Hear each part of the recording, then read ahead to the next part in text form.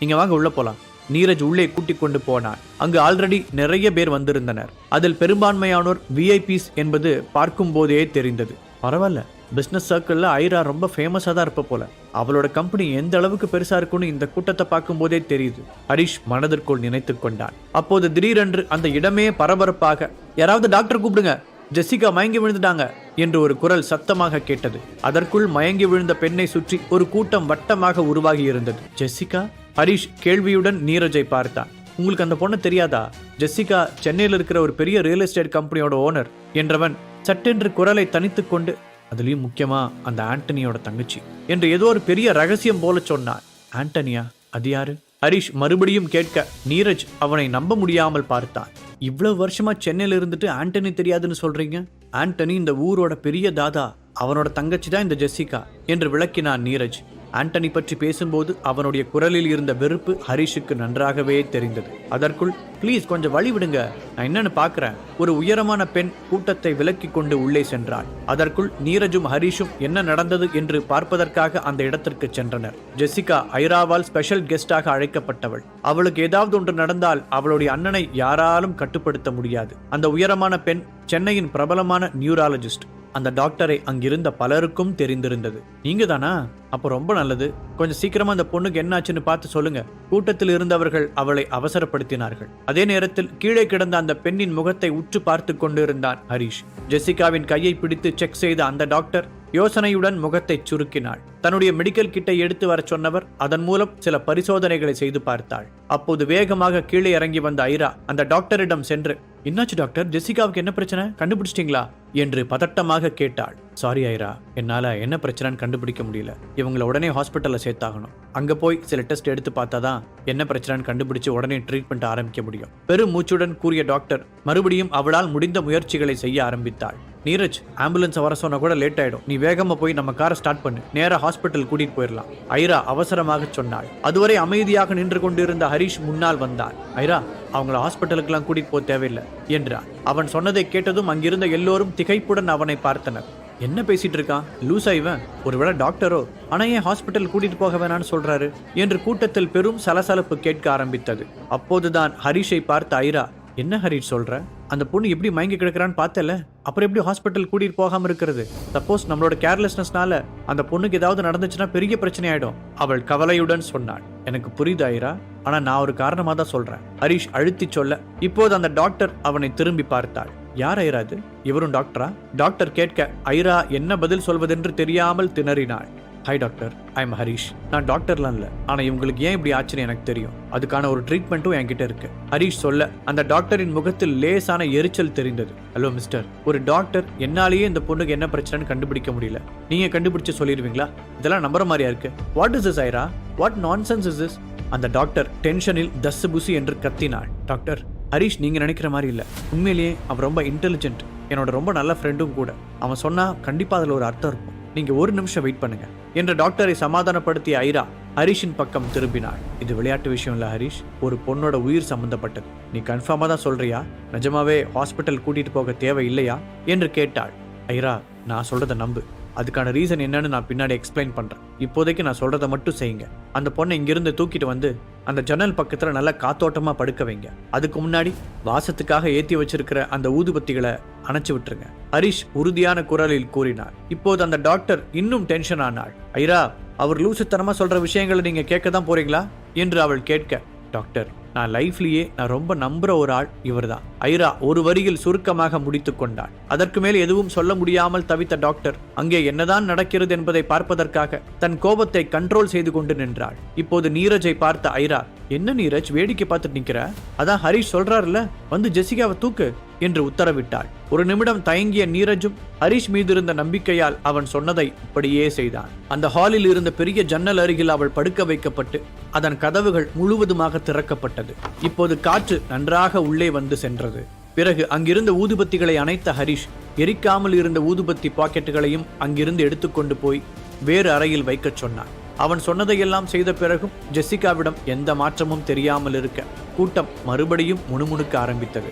இவன் பைத்தியக்காரத்தனமா ஏதோ சொல்லிட்டு இருக்கான், இந்த ஐராவும் அதை நம்பிட்டு இருக்காங்க. ஜெசிகாவுக்கு மட்டும் ஏதாவது ஆச்சுன்னா ஆண்டனி இந்த ஷோரூமையே திறக்க விட மாட்டான். எல்லாம் தெரிஞ்சு ஏன் இவங்க அமைதியா இருக்காங்க? கூட்டத்தில் ஒருவர் சத்தமாக புரணி பேச ஐரா தர்ம சங்கடத்துடன் ஹரிஷை பார்த்தாள். ஹரிஷ், இப்போவாவது நீ ஏன் இப்படி பண்ணன்னு சொல்ல முடியுமா? ஐரா அவனிடம் கேட்டாள். அது என்று அதற்கான பதிலை ஹரிஷ் சொல்லத் தொடங்கும் போது மறுபடியும் அந்த இடத்தில் பெரிய சலசலப்பு கேட்டது. என் தங்கச்சிக்கு என்னாச்சு? இங்க வரும்போது கூட நல்லதானே வந்தா? கேட்கும் போதே பயமுறுத்தும் விதமாக ஒரு குரல் கேட்டது. அப்போதுதான் பூஜையில் கலந்து கொள்வதற்காக உள்ளே நுழைந்த ஆண்டனியிடம் அவன் தங்கை மயங்கி விழுந்த விஷயத்தை யாரோ சொல்லியிருந்தார்கள்.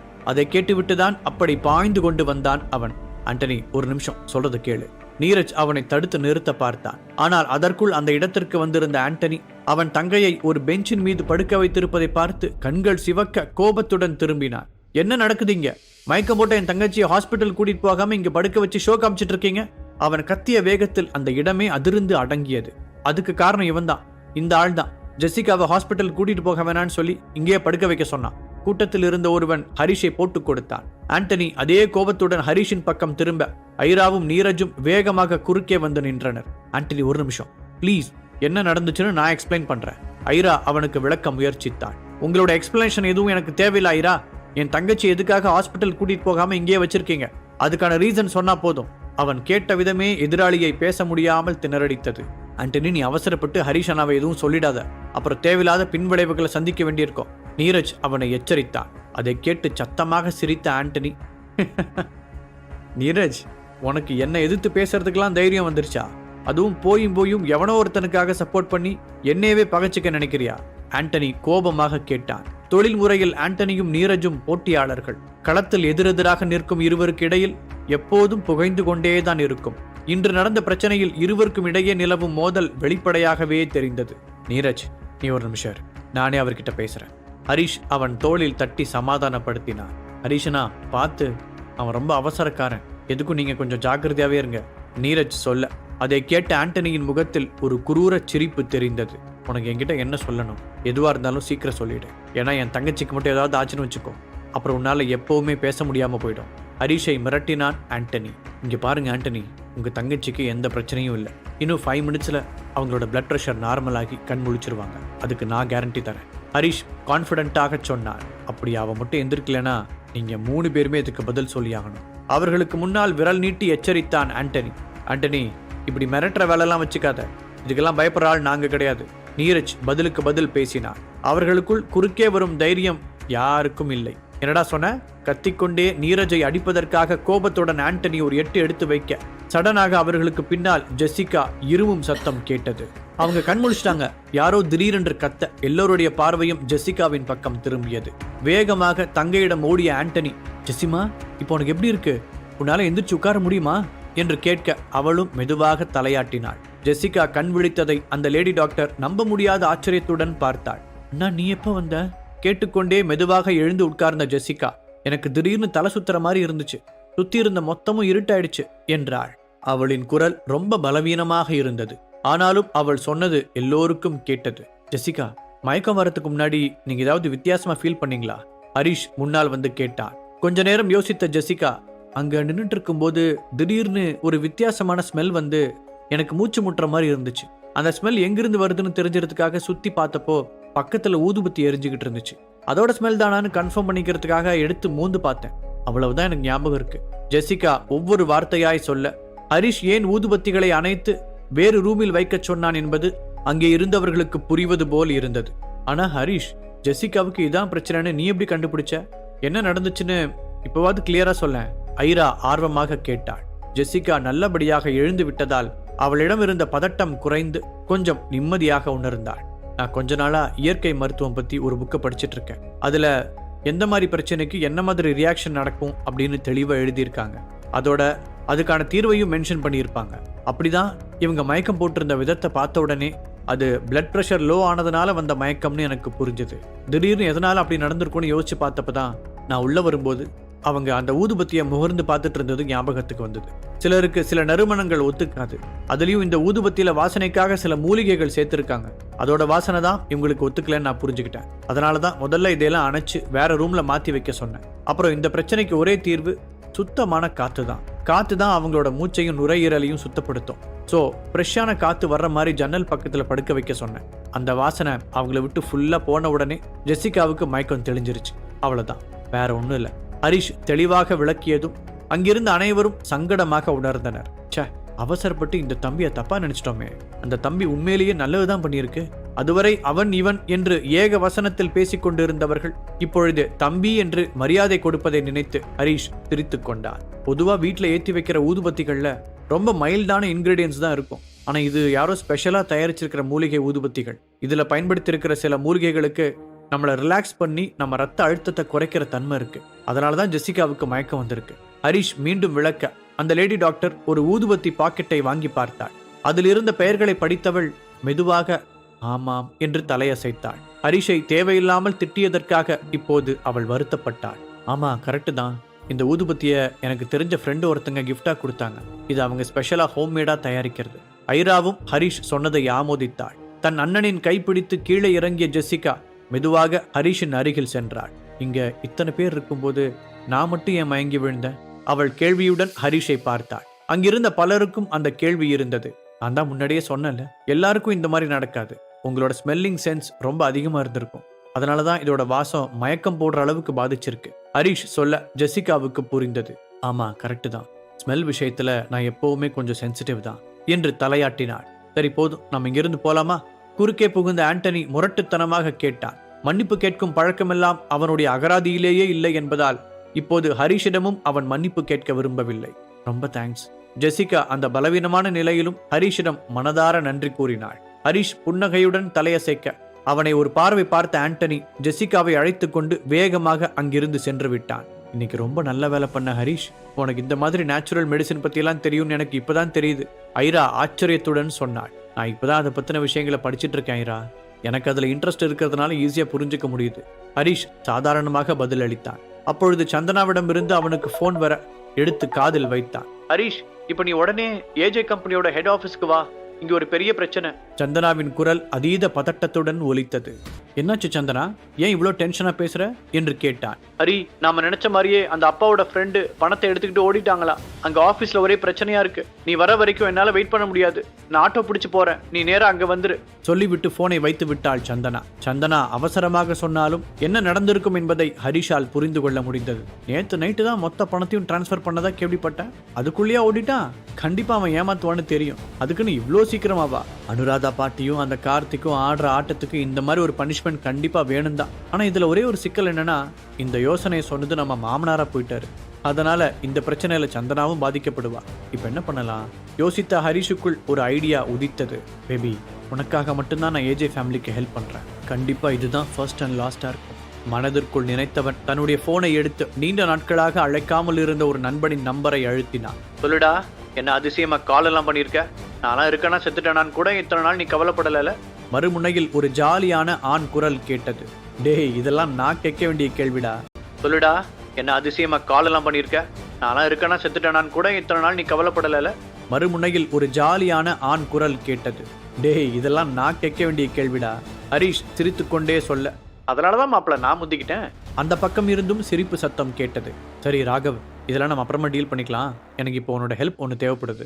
எனக்காக நீ ஏஜே கம்பெனி கூட போய் ஒரு பார்ட்னர்ஷிப் பத்தி பேசணும். ஹரிஷ் நிதானமாக சொன்னார். உனக்கு இல்லாத ஹெல்ப்பாடா? கண்டிப்பா செய்றேன். ஆனா ஏன்னு நான் தெரிஞ்சுக்கலாமா? ராகவ் யோசனையுடன் கேட்டான். ஏஜே கம்பெனி என் ஒய்ஃப் ஃபேமிலியோட தான். இப்போ அவங்க ஒரு பெரிய பிரச்சனையில மாட்டிட்டு இருக்காங்க. அதுக்கு காரணம் என் மாமனார் தான். ஸோ என்னோட ஒய்ஃபுக்காக நான் இந்த ஹெல்ப்பை பண்ணியாகணும். ஆனால் வேற சில இஷ்யூஸ் இருக்கிறதுனால என்னால் நேரடியாக அதை டீல் பண்ண முடியாது. உன்னோட எக்ஸ்போர்ட் கம்பெனி ரொம்ப நல்லா போயிட்டு இருக்குன்னு கேள்விப்பட்டேன். அதனால நீ போய் பேசினா அவங்களுக்கு சந்தேகம் வராது. இது கூட நீ உன் கம்பெனி பேர்ல செய்ய வேண்டிய அவசியம் இல்லை. நாம முன்னாடி பார்ட்னர்ஷிப்ல ஒரு கம்பெனி ஆரம்பிக்கலான்னு பேசிக்கிட்டு இருந்தோம் இல்லையா? அதை இப்போ ஆரம்பிக்கலாம். எங்களோட ராஜேஸ்வரன் ஃபேமிலி பிசினஸுக்கு கீழே நிறைய கம்பெனிஸ் இருக்கு. அதுல ஒன்று உன் பேருக்கு ரெஜிஸ்டர் பண்ணி தரேன். 2 பேருக்கும் 50-50 ஷேர்ஸ். ஆனா நான் பேக்ரவுண்ட்ல மட்டும்தான் இருப்பேன். நீ தான் அதோட ஓனர்னு எல்லாரும் நினைக்கணும். இப்போதைக்கு என் பேர் எங்கேயும் வெளிவரக்கூடாது. அந்த கம்பெனி மூலமா நீ ஏஜே கம்பெனிக்கு பார்ட்னர்ஷிப் பேச போகணும். எவ்வளவுக்கு கேட்கணும், என்ன ஏதுங்கிற டீட்டெயில்ஸ் எல்லாம் நான் அனுப்பி வைக்கிறேன். என்ன புரிஞ்சுதா? சுருக்கமாக கூறி முடித்தான் ஹரிஷ். அதெல்லாம் நல்லாவே புரியுது மாப்பிள்ள நானு. ஆனா போட்டிருக்க சட்டை உன்னோடது அதானே? நீ சொல்ற வேகத்திலேயே இது ரொம்ப எமர்ஜென்சின்னு தெரியுது. லக்கிலி நானும் இப்ப சென்னையில தான் இருக்கேன். அதனால உடனே போய் அவங்க கிட்ட பேசுறேன். கம்பெனி ரெஜிஸ்ட்ரேஷன் மற்ற ஃபார்மாலிட்டிஸ் எல்லாம் கூட அப்புறமா பாத்துக்கலாம். பட் இன்னைக்கு அவங்க கிட்ட சொல்றதுக்கு ஒரு நேம் வேணுமே. ராகவ் யோசித்தான். என்ன மறந்துட்டியா? நாம தான் முன்னாடி பேசி வச்சிருந்தோமே. என் பேரோட முதல் 2 எழுத்தும் உன் பேரோட முதல் 2 எழுத்தையும் சேர்த்து ஹரான வைக்கலான்னு பேசிட்டு இருந்தோமே. அதையே சொல்லு. அப்புறம் நீ ரொம்ப யோசிக்கிற அளவுக்கு அவனுங்க அறிவாளிலாம் இல்லை. இப்போ நடக்கிற பிரச்சனையில யாராவது ஹெல்ப் பண்ணா போதும்னு தான் நினைப்பாங்க. அதனால நீ எதை பத்தி யோசிக்காம தைரியமா இப்ப பேசலாம், ஹரிஷ் நம்பிக்கையாக கூறினார். அவ்வளவுதானே மாப்ள, கலக்கிடலாம். நான் அவங்களோட பேசி எல்லாம் ஓகே பண்ணிட்டு உனக்கு இன்ஃபார்ம் பண்றேன். ராகவ் சொல்ல, தேங்க்ஸ் மச்சான் என்று நன்றி கூறி போனை வைத்தான் ஹரிஷ். அதே நேரத்தில் ஏஜே கம்பெனியின் ஹெட் ஆபீஸில் அனுராதா பாட்டியின் மொத்த குடும்பமும் கூடியிருந்தது. அந்த பெரிய மீட்டிங் ஹாலில் சென்டரில் இருந்த சேரில் அனுராதா சோகத்துடன் உட்கார்ந்திருந்தார். மற்ற சேர்களில் அமர்ந்திருந்த ஃபேமிலி மெம்பர்ஸ் அனைவரும் டென்ஷனாக இருக்க மதிவாணன் எல்லோருக்கும் முன் கை கட்டி தலைகுனிந்து நின்றிருந்தார். மதிவானா, உன் ஃப்ரெண்டு எங்க போனான்னு இப்போவாவது சொல்றியா? அனுராதா கோபமாக கேட்டார். எப்போதும் ஒருவருக்கொருவர் சலசலவென்று பேசிக் கொண்டிருக்கும் ஃபேமிலி மெம்பர்ஸ் இன்று வழக்கத்துக்கு மாறாக அமைதியாக இருந்ததுடன் மதிவாணனை வெறுப்போடு பார்த்து கொண்டிருந்தனர். நீ எங்க கிட்டலாம் என்ன சொன்ன மதிவானா? உன்னை நம்பிதானே நாங்க எல்லாரும் எங்க ஷேர் அமௌண்ட் அப்படியே தூக்கி கொடுத்தோம். இப்ப அந்த பணம் எங்க? ஒருவர் கோபத்துடன் எழுந்து கத்தினார். ஒரே நைட்ல நம்மளோட எல்லா பணமும் போயிருச்சுங்கிறத என்னால நம்பவே முடியல. இன்னொருவன் மதிவாணனை முறைத்தான். ப்ளீஸ், நீங்க யாரும் கவலைப்பட வேண்டாம். அப்பா ஆல்ரெடி போலீஸ்ல கம்ப்ளைண்ட் ரெஜிஸ்டர் பண்ணியிருக்காரு. அவங்க சீக்கிரமாவே அந்த ஃப்ரெண்டை கண்டுபிடிச்சு கொடுத்துருவாங்க. சந்தனா அவர்களை சமாதானப்படுத்த முயற்சித்தாள். என்னதான் இருந்தாலும் நம்ம எல்லாரும் ஒரே ஃபேமிலி, அதனால நாம கொஞ்சம் பொறுமையாவே பேசுவோம். எப்படியாவது அதை கண்டுபிடிச்சு நம்ம பணத்தை வாங்கிடலாம், திலகா தன் பங்குக்கு கூறினார். ஆனால் அதையெல்லாம் கேட்கும் நிலையில் அந்த ஃபேமிலி மெம்பர்ஸ் இல்லை. அவர்கள் எல்லோருமே மதிவாணன் மீது பயங்கர கோபத்தில் இருந்தனர். அம்மா, இப்படி ஆகும்னு நான் சத்தியமா கனவுல கூட நினைக்கல. நேத்து நைட்டு தான் மொத்த பணத்தையும் அவனுக்கு அனுப்பி வச்சேன். ஆனா இன்னைக்கு காலையில இருந்து அவனை கான்டாக்ட் பண்ணவே முடியல. மதிவாணன் கிட்டத்தட்ட அழும் குரலில் சொன்னார். இப்படி காணாம போயிட்டான்னு கையை பிசைஞ்சிட்டு நின்னா எப்படி? நீ தொலைச்சது ₹1 ₹2 இல்ல, போனா போகட்டும்னு விடுறதுக்கு கிட்டத்தட்ட 300 கோடி. நம்மளோட ஃபினான்ஷியல் பார்ட்னர்ஸ் எல்லாரும் கம்பெனிக்கு வந்திருக்காங்க. அவங்க எல்லாரும் நேரா இங்கே தான் வந்துகிட்டு இருக்காங்க. கம்பெனியின் ஸ்டாஃப் ஒருவர் கதவை தட்டி சொல்லிவிட்டு போனார். பின்னாடியே கோட் சூட் அணிந்த கொஞ்சம் பேர் உள்ளே வந்தனர். அந்த கூட்டத்தின் நடுவில் ஒரு பெண்மணியும் இருந்தார். இன்ஃபார்ம் பண்ணாம வந்ததுக்கு சாரி, பட் எங்க கம்பெனியில் ஒரு எமர்ஜென்சி மீட்டிங் அரேஞ்ச் பண்ணியிருந்தாங்க. அதுல உங்க கம்பெனியோட வச்சிருக்கிற ஃபினான்ஷியல் கான்டாக்ட்ஸ் எல்லாத்தையுமே முடிச்சுக்கிறதாவும் நாங்க பண்ணியிருக்கிற இன்வெஸ்ட்மெண்ட்ஸை நீங்க உடனே திருப்பி தரணும்னு பேசி முடிச்சிருக்காங்க. அந்த பெண்மணி இறுக்கமான முகத்துடன் கூற அதை கேட்டு அனுராதா அதிர்ச்சி அடைந்தார். சடனா ஏன் இப்படி பண்றீங்க? நம்ம 2 கம்பெனியுமே ரொம்ப வருஷமா பிசினஸ் டீலிங்ஸ் பண்ணிட்டு இருக்கோம். இந்த நேரத்துல நீங்க இப்படி பண்ணக்கூடாது என்று அவர் கவலையுடன் கேட்டார். எங்களோட மேடம் உங்ககிட்ட உண்மையான காரணத்தை சொல்ல யோசிக்கிறாங்க. அது என்னன்னா, நீங்க உங்களோட எல்லா சொத்துக்களையும் யாரோ ஒருத்தங்கிட்ட ஏமாந்துட்டதா எங்களுக்கு இன்ஃபர்மேஷன் வந்திருக்கு. நீங்க செஞ்ச முட்டாள்தனமான வேலையால எங்களோட பணம் வீணாகிறத பார்த்துட்டு சும்மா இருக்க முடியாது. அதனால நாங்க இன்வெஸ்ட் பண்ண மொத்த பணத்தையும் திருப்பி கேட்கிறோம். அந்த பெண்மணியின் அருகில் இருந்த கோட் சூட் மனிதன் பட்டென்று உண்மையை போட்டு உடைத்தார். மேடம், நீங்க ரொம்ப அவசரப்படுறீங்க. நீங்க நினைக்கிற மாதிரி எங்களோட நிலைமை அவ்வளவு மோசமா இல்ல. இந்த முடிவை பத்தி நீங்க திரும்பவும் ஒரு தடவை நல்லா யோசிச்சா பரவாயில்ல. சொல்லும் போதே அனுராதாவின் குரலில் நடுக்கம் தெரிந்தது. இப்போது அந்த பெண்மணி நேரடியாக பேசினார். சாரி, இதுல நாங்க செய்யறதுக்கு எதுவுமே இல்லை. அப்புறம் நாங்க எதுவும் தப்பாலாம் கேட்கல. நம்ம கான்ட்ராக்ட்ல இருக்கிற மாதிரி தான் நடந்துக்கிறோம். நாங்க இன்வெஸ்ட் பண்ண அமௌண்ட் மட்டும் இப்ப நீங்க திருப்பி கொடுத்தா போதும் என்றார். அவர் பேசி முடித்தவுடன் அங்கு வந்திருந்த மற்ற கம்பெனிக்காரர்களும் தாங்கள் செய்த இன்வெஸ்ட்மெண்ட் பணத்தை கேட்டனர். ஏஜே குடும்பத்தால் அவ்வளவு பணத்தை திருப்பி கொடுக்க முடியாது என்ற முடிவுக்கு ஆல்ரெடி அவர்கள் வந்திருந்தனர். அதனால் அந்த குடும்பத்திற்கு சொந்தமான ரியல் எஸ்டேட் நிலங்கள், அவர்களின் வீடுகள் ஆகியவற்றை போட்ட பணத்திற்கு ஈடாக பறிமுதல் செய்வது பற்றி பேசத் தொடங்கியிருந்தார்கள். அதை கேட்ட ஏஜே ஃபேமிலியில் மெம்பர்ஸ் கோபமடைந்து அவர்களுடன் வாக்குவாதத்தில் ஈடுபட்டனர். எல்லாரும் கொஞ்சம் நிறுத்துறீங்களா? இப்படி நமக்குள்ள வீணா சண்டை போடுறதுனால யாருக்கு என்ன பிரயோஜனம் என்று மேஜையில் தட்டிய அனுராதா சத்தமாக கூறினார். நீங்க எங்களுக்கு எந்த சமாதானமும் சொல்ல முடியாது. சட்டப்படி கான்ட்ராக்ட்ல இருக்கிறது மட்டும்தான் நாங்க கேட்கிறோம். சோ உங்களுக்கு வேற வழி இல்லை. அப்படி நீங்க மறுத்தா அந்த பெண்மணி முடிக்காமல் நிறுத்த அவர் என்ன சொல்ல வருகிறார் என்பது அங்கிருந்த எல்லோருக்கும் புரிந்தது. மேடம், நீங்க ஒன்றும் கவலைப்பட வேண்டாம். நாங்க கண்டிப்பா உங்களோட பணத்தை திருப்பி தந்துடுறோம். ஆனா அதுக்கு கொஞ்சம் டைம் கொடுங்க. நாம ரொம்ப வருஷமா பிசினஸ் பார்ட்னர்ஸா இருந்திருக்கோம். அதுக்கு மரியாதை கொடுத்தாவது எங்களுக்கு நீங்க கொஞ்சம் டைம் கொடுக்கணும். அனுராதா கிட்டத்தட்ட கெஞ்சினார். சரிங்க அனுராதா, உங்க மேல வச்சிருக்கிற மரியாதைக்காக மட்டும்தான் நான் இதை செய்யறேன். உங்களுக்கு 1 வீக் டைம் தரேன். அதுக்குள்ள எங்க எல்லாரோட பணமும் வந்தாகணும். இல்லாட்டி நாங்க இதை கோர்ட் மூலமா டீல் பண்ண வேண்டியிருப்போம் சொன்ன அந்த பெண்மணி அதற்கு மேல் பேச எதுவும் இல்லை என்பது போல கிளம்பி சென்று விட்டார். அனுராதா தளர்ந்து போய் நாற்காலியில் சாய்ந்தார். ஒரே வாரத்தில் அவர்களது பங்கான 200 கோடி ரூபாயை எங்கிருந்து திரட்டுவது? அதே நேரத்தில் மதிவாணன் நண்பனிடம் கொடுத்து தொலைத்த 300 கோடி ரூபாயை எப்படி திரும்ப பெறுவது? யோசிக்க யோசிக்க அவருக்கு பைத்தியம் பிடிப்பது போல இருந்தது. நம்ம சந்தனாவோட ஹஸ்பண்ட் ஹரிஷுக்கு Deepak Ravichandran, Aira international company owner ஐரான்னு நிறைய பணக்கார ஃப்ரெண்ட்ஸ் இருக்காங்கல்ல. ஹரிஷ் மூலமா அவங்க கிட்ட கேட்டு பார்க்கலாமா? ஒருவர் தயக்கத்துடன் இந்த யோசனையை கூறினார். பாட்டிக்கு ஹரிஷை சுத்தமாக பிடிக்காது என்று அங்கிருந்த எல்லோருக்குமே தெரியும். அப்படி இருக்கும்போது பாட்டி அவனிடம் உதவி கேட்பாரா என்ற சந்தேகம்தான் அவர்களின் தயக்கத்திற்கு காரணம். அவர்கள் எல்லோரும் மாற்றி மாற்றி இதை பற்றி பேசிக் கொண்டிருக்கும் பொழுது மீண்டும் அங்கே வந்த ஸ்டாஃப், ஹரா கம்பெனியிலிருந்து மிஸ்டர் ராகவ்னு ஒருத்தர் உங்களை பார்க்கறதுக்கு பெர்மிஷன் கேட்டிருக்காரு என்று கேட்டான். அவன் சொல்லிக் கொண்டிருக்கும் போதே அந்த மீட்டிங் ஹால் கதவை தள்ளி கொண்டு ராகவ் உள்ளே நுழைந்தான். நான் தான் ராகவ், இங்க அனுராதா மேடத்தோட நான் பேச முடியுமா என்று கேட்டான். பிளாக் சூட்டில் பார்ப்பதற்கு பளிச்சென்று இருந்தவனை ஏஜே ஃபேமிலி மெம்பர்ஸ் அனைவரும் ஆச்சரியத்துடன் நோட்டமிட்டனர். எஸ், நான் தான் அனுராதா, உங்களுக்கு என்ன வேணும்? பாட்டி முகத்தை சுழித்துக் கொண்டு கேட்டார். நான் பிசினஸ் பார்ட்னர்ஷிப் சம்பந்தமா உங்க கூட பேசலான்னு வந்தேன். இந்த வார்த்தைகளை ராகவ் சொன்னதும் அந்த இடமே பரபரப்பாக மாறியது. மிஸ்டர் ராகவ், நீங்க என்ன சொல்ல வரீங்கன்னு கொஞ்சம் கிளியரா எக்ஸ்பிளைன் பண்ண முடியுமா? அனுராதாவும் ஆர்வத்துடன் கேட்டார்.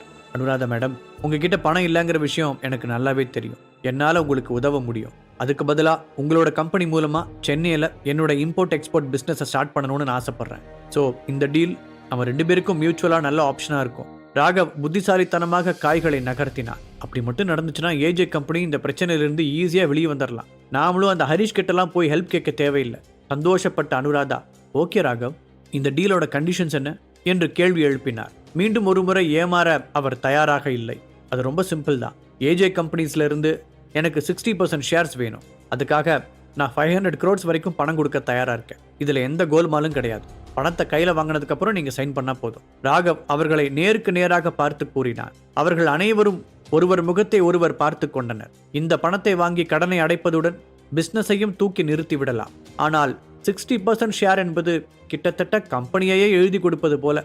அதை நினைத்து சிலர் எதிர்ப்பு தெரிவிக்க அனுராதா தீவிரமாக யோசிக்க தொடங்கினார். கடைசியாக ஒரு முடிவுடன் நிமிர்ந்தவர், ராகவ், உங்க ஆஃபர் என்னமோ நல்லதா இருக்கு, ஆனா 60% ரொம்ப அதிகம். நீங்க அதை பத்தி மட்டும் இன்னொரு தடவை கன்சிடர் பண்ணக்கூடாதா என்று கேட்டார். மேடம், நான் இங்க பிசினஸ் தான் பண்ண வந்தேன், சேவை கிடையாது. உங்க கம்பெனியோட நிலைமை எதேச்சி எனக்கு தெரிய வந்துச்சு. ஆல்ரெடி நானும் இங்க பிசினஸ்க்காக ஒரு நல்ல பார்ட்னரை தேடிக்கிட்டு இருந்தேன். உங்க கம்பெனி அதுக்கு சரியா இருக்கும்னு தோணுச்சு. அதனால தான் உங்களை அப்ரோச் பண்ணேனே தவிர மற்றபடி உங்க கூட தான் பார்ட்னர்ஷிப் வச்சாகணும்னு எனக்கு எந்த கட்டாயமும் இல்லை. இப்போ நான் ஓகேன்னு சொன்னா கூட என்னோட டீல் அக்செப்ட் பண்ணிக்க வெளியில ஏகப்பட்ட கம்பெனிஸ் காத்துக்கிட்டு இருக்கு. நான் உங்களுக்கு 5 minutes டைம் தரேன், அதுக்கு மேல சாய்ஸ் இஸ் யுவர்ஸ் என்ற ராகவ் தான் ஒரு வெற்றிகரமான பிசினஸ்மேன் என்பதை நிரூபித்தார். கடைசியில் அவன் எதிர்பார்த்த முடிவுதான் கிடைத்தது. 500 கோடி ரூபாய்க்காக 60% ஷேர்ஸை எழுதி வைக்க அவர்கள் ஒத்துக்கொண்டார்கள். Very good. அப்படின்னா நான் என் வக்கீல் கிட்ட பேசிட்டு டாக்குமெண்ட்ஸ்லாம் ரெடி பண்ண சொல்றேன். நீங்க அதை நல்லா படிச்சு பார்த்துட்டு சைன் போட்டா போதும் என்றவன் அவர்களுடன் மரியாதை நிமித்தமாக கைகுலுக்கி விட்டு அங்கிருந்து கிளம்பினார். ஐராவின் புது ஷோரூமில் இருந்து வெளியே வந்த ஹரிஷுக்கு ராகவிடமிருந்து பிளான் சக்சஸ் என்ற ஒரு மெசேஜ் வந்தது. அதிலிருந்த டீடைல்ஸை பார்த்து கொண்டிருந்தவனின் முன்னால் ஒரு black colour Benz car sir என்று வேகமாக வந்து சடன் பிரேக் போட்டு நின்றது. ஹரிஷ் சார், கார்ல கொஞ்சம் ஏறுங்களேன் என்று அந்த டிரைவர் பணிவான குரலில் சொன்னார். ஹரிஷ் அந்த டிரைவரை மேலும் கீழுமாக பார்க்க, உங்களை முக்கியமான ஒருத்தர் கூட்டிட்டு வர சொன்னாரு என்று அந்த டிரைவர் சொல்ல, யார் நீங்க, யார் அந்த முக்கியமான ஆளு என கேட்க, சாரி சார், பெயரை சொல்ல முடியாது, ஆனா நீங்க நம்பி ஏறலாம் வாங்க என மீண்டும் பெயரை சொல்லாமல் அந்த டிரைவர் சமாளிக்க, சரி என்னதான் போய் பார்ப்போம் என தனக்குள் நினைத்து கொண்டே யோசித்தபடி காரில் ஏறினார் ஹரிஷ். அந்த பென்ஸ் கார் நேராக வா தட்ஸ் கலர்ஃபுல் என்று பார்ப்போர் சொல்லும் ஒரு பெரிய மாளிகையின் வாசலில் நின்றது. ஹரிஷ் காரை விட்டு இறங்க அவனை கட்டுமஸ்தாக இருந்த ஒருவன் இறுக்கி அணைத்தான். அப்படி ஹரிஷை அணைத்தது ஜெசிகாவின் அண்ணன் ஆண்டனி தான். ஹரிஷும் ஆண்டனியை பார்த்து புன்னகைக்க, தன் தங்கைக்கு ஹரிஷ் செய்த உதவிக்காக ரொம்ப தேங்க்ஸ் ஹரிஷ், நேற்று என் தங்கச்சியை சேவ் பண்ணதுக்காக என்னோட சின்ன அன்பளிப்பு என்று கூறி ஒரு பாக்ஸை கொடுத்தான் ஹரிஷிடம். நீங்க தானா, என்ன இதெல்லாம் ஆச்சரியமா இருக்கு என்று ஹரிஷ் கேட்க, இந்த ஆண்டனிக்கு செஞ்ச உதவிக்கு எப்படி கைமாறு செய்யணும்னு தெரியும், அதான் நேற்று நீங்க நேச்சுரல் மெடிசன் பத்தியெல்லாம் பேசினதை பத்தி யோசிச்சேன். ஸோ இது உங்களுக்கு யூஸ்ஃபுல்லா இருக்கும். அந்த பாக்ஸ்ல இருக்கிறது மிகச்சிறந்த ஹெர்பல்ஸ், உங்க ஃபோக்கஸ் அண்ட் ஸ்ட்ரென்த்தை இன்க்ரீஸ் பண்ண உதவும். ஹரிஷ் அந்த மூலிகைகளை வாங்கி பார்த்து கொண்டிருக்க, என்ன இப்படி பாக்குறீங்க, என்னோட ஃபோக்கஸையும் ஸ்ட்ரென்த்தையும் நேச்சுரல் வேஸ்ல இன்க்ரீஸ் பண்ணக்கூடிய நேச்சுரல் மெடிசன்ஸ்ல நான் ரொம்பவே ஆர்வமா இருக்கேன். என்னோட பிசினஸ்லயும் நல்ல இம்ப்ரூவ்மெண்ட் நடக்குது என்று ஆண்டனி கூறினார். உடனே ஹரிஷ் ஸ்மைல் செய்ய, இப்ப எதுக்கு நீங்க சிரிக்கிறீங்க ஹரிஷ், நீங்க இப்ப சொன்னதெல்லாம் நிறைவேற மாதிரி நான் ஒரு மெடிசனை உங்களுக்கு கொடுத்தா நீங்க எனக்கு என்ன பண்ணுவீங்க மிஸ்டர் ஆண்டனி? ஹரிஷ், என்ன ஜோக் காட்டுறீங்களா? நோனோ, நான் ஏன் ஜோக் பண்ண போறேன், அதுல நான் ரொம்ப வீக் என்று ஹரிஷ் சொல்ல, ஆண்டனி அவனை ஒரு மாதிரியாக பார்த்தான். என்ன நீங்க நம்பலாம் என்று கூறியபடியே ஹரிஷ் தன் பாக்கெட்டில் இருந்து ஒரு மாத்திரையை எடுத்தான். கயல்வெளி கொடுத்த புத்தகத்தை பின்பற்றி அவன் தயாரித்த மாத்திரைகளில் இதுவும் ஒன்று. ஆண்டனி ஹரிஷ் கையில் இருந்த மாத்திரையை பார்த்தான். உண்மையிலேயே ஹரிஷ் கூறியபடி அந்த மாத்திரைகள் வேலை செய்தால் அது ஆண்டனிக்கு பெரிய வரமாக இருக்கும். ஆனால் ஹரிஷின் மீது ஆண்டனிக்கு நம்பிக்கை வரவே இல்லை. அதை ஹரிஷும் உணர்ந்தான். நான் சொல்றதை நீங்க நம்பலன்றது எனக்கு தெளிவா தெரியுது என்று ஹரிஷ் சொல்ல, ஆண்டனி மௌனத்தையே பதிலாக தந்தான். இதையடுத்து ஹரிஷ் அமர்ந்திருந்த இடத்திலிருந்து எழுந்திருக்க, ஏன் இப்போ எழுந்துட்டீங்க என்று ஆண்டனி கேட்டான். சும்மாதான், டிஸ்கஷன் முடிஞ்சிருச்சு, ஸோ கிளம்ப வேண்டியதானே மிஸ்டர் ஆண்டனி. உடனே ஆண்டனி, நீங்க கொண்டு வந்திருக்கிற மாத்திரையில உண்மையாவே நீங்க சொன்ன சக்திகள்லாம் இருக்கா என்று ஆண்டனி கேட்டான். அவனுக்கு ஹரிஷின் மீதும் அவன் வைத்திருந்த மாத்திரையின் மீதும் அதிக அளவு சந்தேகம் இருந்தாலும் அவனுக்கு அந்த மாத்திரையை ட்ரை செய்து பார்க்க வேண்டும் என்று தோன்றியது. உங்களுக்கு தான் நம்பிக்கை இல்லையே, ஸோ ஃப்ரீயா விடுங்க. ஹரிஷ் சொன்ன விதம் ஆண்டனியின் ஆசையை மேலும் தூண்டியது. அதை கவனித்த ஹரிஷ், உங்களை பார்த்ததுல சந்தோஷம், அப்போ நான் கிளம்பட்டுமா என்று மீண்டும் கேட்டான். ஓகே, நீங்க வச்சிருக்கிற மாத்திரையோட ரேட் எவ்வளோ என்றான் ஆண்டனி. நீங்க என்ன சொல்றீங்க, எனக்கு புரியலையே என ஹரிஷ் அதிர்ச்சியாக கேட்டான். புரியாத மாதிரி நடிக்காத ஹரிஷ், நான் மாத்திரையோட விலை என்னன்னு கேட்டேன். இது ஹரிஷுக்கு ஒரு சேர ஆச்சரியத்தையும் அதிர்ச்சியையும் தந்தது. இப்படி ஒரு வாய்ப்பு வரும் என்று ஹரிஷ் எதிர்பார்க்கவில்லை.